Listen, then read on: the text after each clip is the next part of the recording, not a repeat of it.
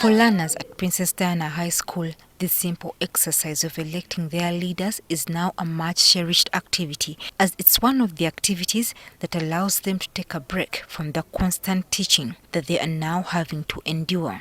Before COVID-19, this exercise would have taken place during the week, but the head teacher Khalid Nyonjo says each second of the week is now dedicated to teaching due to the huge workload.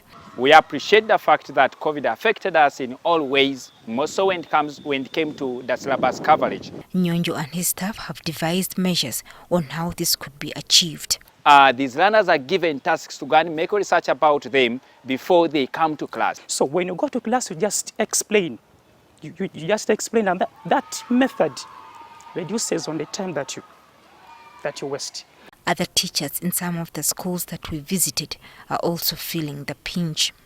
So we are teaching both forward and backward to make sure that at a certain particular point, by the time they sit your name, for example, we have met on the same line. You know, learning is a process. And as you know, at this time, you know, we missed a lot during those 2 years of COVID-19. This workload was occasioned by the automatic promotion of learners, with teachers having to teach them what they missed in the previous classes, while also providing content of their current classes. Because you find that a person who is now in senior 4 was actually supposed to be in senior 2. So you have to cover the work of senior 3 and then cover the work of senior 4 as well. We are not sure, even in terms of setting, whether those who will be setting exams will take into consideration that fact. Because of the workload, weekends, public holidays and night preps, which were once preserved for personal revision or rest, are now devoted to teaching. We found ourselves that we removed like public holidays. We removed them from our calendar. For example, during evening preps, lessons were introduced.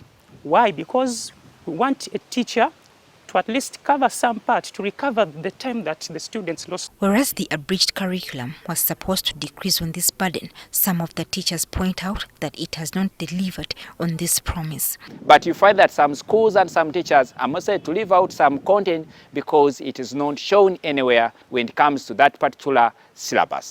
You might find that there is a topic that you are supposed to cover in the beginning, but it is silent about it, and then it is mentioned at the end. For the learners, the huge learning load has resulted in a loss of personal time as well as resting time.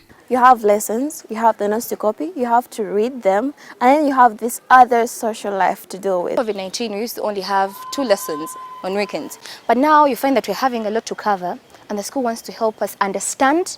What then comes to mind is whether or not the children are actually learning in the midst of the race to finish up the teaching content. To confirm that they are learning, we have to make what we call assessment and evaluation.